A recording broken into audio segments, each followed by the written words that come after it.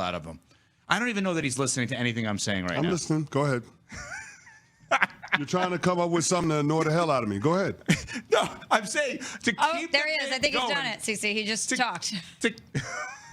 To keep the bit going, where it's like, can we talk about this? Can we talk about this? Can we talk about? And every time we're trying to talk about it, it gets pushed back. But we just can't talk about this topic, though. I don't know. Can we? Well, no, I'm saying Shedeur. We've been trying to talk about it for weeks. I know, and I'm trying to find something else. But why would you want to do that? Just to annoy you, as a joke. It's not going to annoy me. I don't understand why we can't get to it. Adam Schefter was on with us yesterday, every Tuesday, presented by ZipRecruiter, and gave us his assessment, currently based on the reporting, obviously, of the Browns quarterback situation.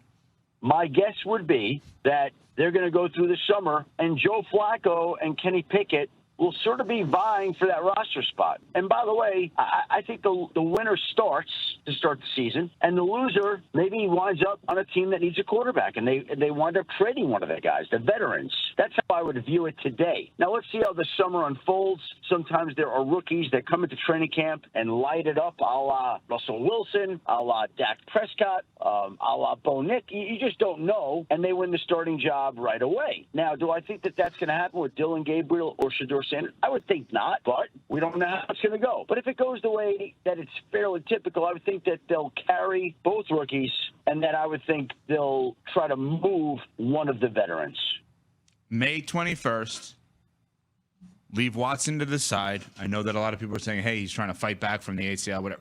He's not going to play for them. We know that. Flacco, Pickett, Sanders, Gabriel. CeCe, what is going to be their QB depth chart, or what should be their QB depth chart? I think they'll move on from Kenny Pickett. He has more value than Joe Flacco does. I think Joe Flacco will be the steady hand that they decide they're going to keep in the room. We know that Joe Flacco is not going to be threatened by any of those other young quarterbacks, and I'm pretty sure that it's early enough in Kenny Pickett's career where he still fancies himself as a guy that should be a starting quarterback in this league. So for the Cleveland Browns, this year is a free roll when it comes to trying to figure out whether or not one of these guys that you took a flyer on in the middle rounds can be your franchise quarterback long term, knowing that you have the additional first-round draft pick from the Jacksonville Jaguars going into 2026, which is a much deeper quarterback draft class. So if Dylan Gabriel and or Shedeur Sanders don't show you enough this year, you're absolutely going to take a quarterback at the top of next year's draft. So I don't understand why you wouldn't give yourself a large enough sample size, give those guys a long enough runway to see what they are or what they aren't. Would you go with one over the other? If you're going to have a free roll, as you said, and test out both of these guys, obviously based on what you see in camp and in practice is going to inform how you move about that. But let's say they're neck and neck. Let's say that you could make a good argument to go with Dylan Gabriel or Shedeur Sanders. Knowing the hype and the conversation that's going to be happening around Shedeur, would you go with him first, or would you try Dylan Gabriel out I'm first? going with whoever my locker room responds to the most. Well, you know that answer now, don't you? It feels like we do with Shedeur Sanders. Just based on how the rookies reacted to him coming off of rookie minicamp, based on what we've been hearing in terms of his interaction with veterans around the building, the coaching staff, it feels like people are gravitating towards Shedeur Sanders. Not to mean that Dylan Gabriel can't be a leader, not to say that Dylan Gabriel can't play, but Shedeur Sanders is the leader in the clubhouse because he's comfortable in that environment, because he's been around the NFL all his life. Mm-hmm. His dad is Deion Sanders. So he's going to acclimate a lot quicker than all of those other rookies, including Dylan Gabriel. You know, there's low-hanging fruit always with the Browns because of how bad they've been for how long they've been. And I think everyone tries to take that. I've done it. We've all probably done it at different times. I think we also need to acknowledge two rookies, one drafted in the 3rd round, one drafted in the 5th round, that both had successful college careers. One is uber famous and accomplished in Shedeur, have both said all positive things about each other so far. There's been nothing like competitive. There's nothing like, oh, well, Shedeur's trying to get this camp and Gabriel's trying to get this. Shedeur's buttering up Myles Garrett while Dylan Gabriel's buttering up Kevin Stefanski. And then now there's none of that. I know it's early, but let's also acknowledge these two guys are in competition and are hanging with each other and promoting each other. Actually, good culture with the Browns. Yeah, but there ain't no participation trophies, though. Like we can't share first place.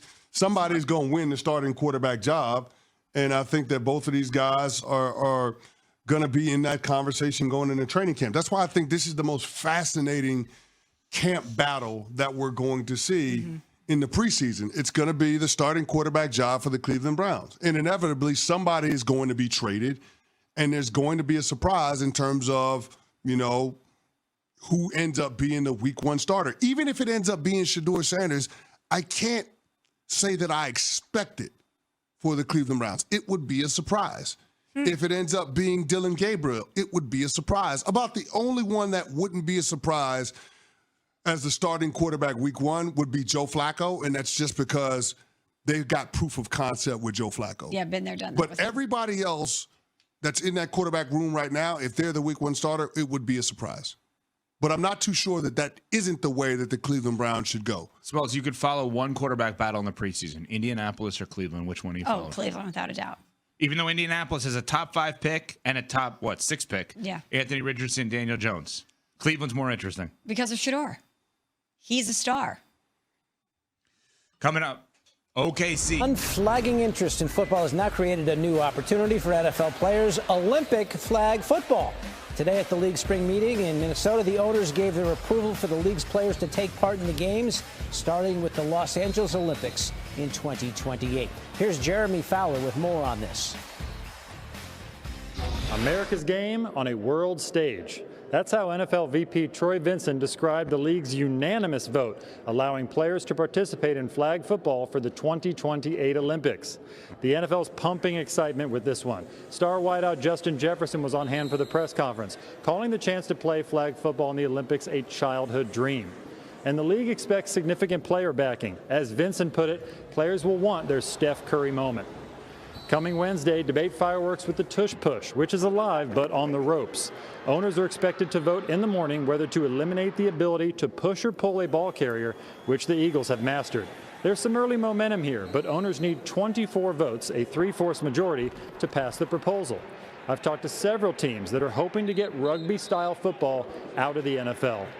Playoff reseeding based solely on wins and losses will also be discussed, but the people I've talked to consider that one a long shot, though they do agree reseeding seems inevitable when an 18-game schedule takes effect in future years.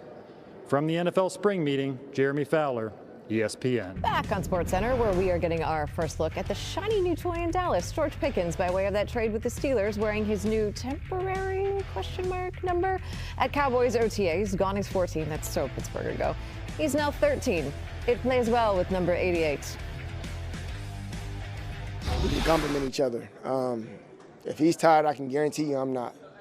So just being his backbone and being here for him and letting him know that he got some help on the other side for sure. That's a dog and that's willing to win, and I'm going to do everything in my power to do that. I think CD said it best. I saw his comments, right, where we don't have a one. We don't do A's and B's. We think that there's a one over there, as CD said it. And if you look over there, there's a one there. So I think that's the way that we view GP. Look at that guy's tape. You see what he does, the kind of receiver that he is. He's going to win the one-on-ones. He can win 2 versus 1 if he has to. Very, very talented guy. When you can add him alongside of CD and the rest of the weapons that we have, I'm super excited. Well, over the last 2 seasons, Lamb has nearly 17. Bao trang trí đơn giản bằng len nha.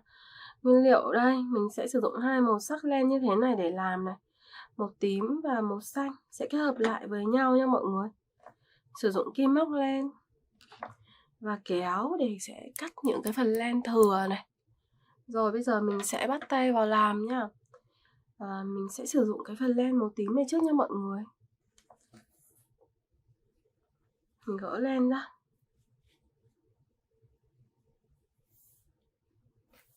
Rồi giờ sẽ móc vào đây. Mình sẽ móc một cái hình tròn trước nha mọi người.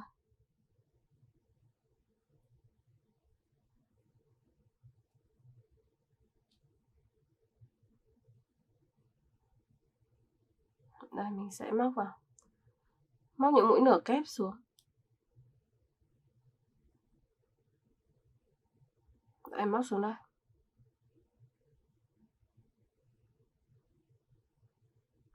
Móc luân phiên từng mũi này số 1 nhé. Cho đến khi được hình tròn thì mình mới dừng lại nha mọi người. Tiếp tục móc này.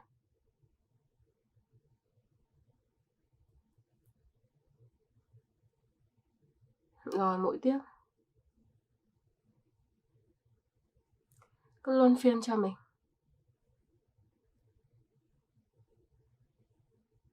Mũi nữa.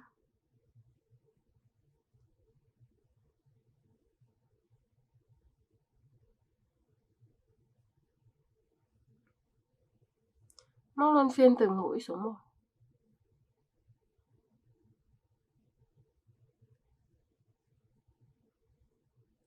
Đấy, mình sẽ móc cho đến khi được hình tròn thì mới dừng lại nhá. Bây giờ móc tiếp những cái mũi còn lại vào nha mọi người. Mũi nữa. Tiếp tục móc xuống này.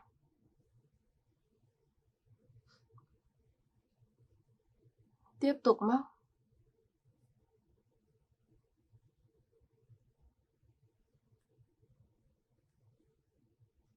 Đấy, cứ móc lần lượt như này là được. Tiếp tục nha mọi người. Móc tiếp những cái mũi tiếp theo vào. Cứ lần lượt cho đến khi được hình tròn thì thôi.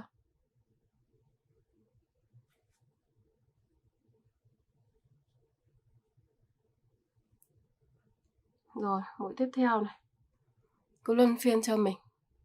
Tiếp nha mọi người.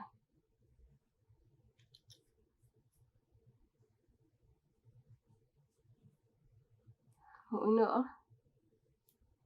Cứ luân phiên cho đến hết.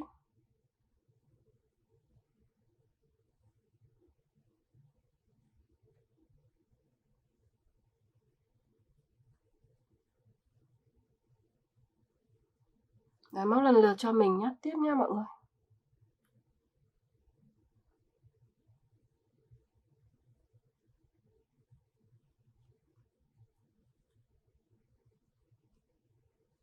Rồi bây giờ móc nối vào đây và siết dây. Móc nối vào đây nha.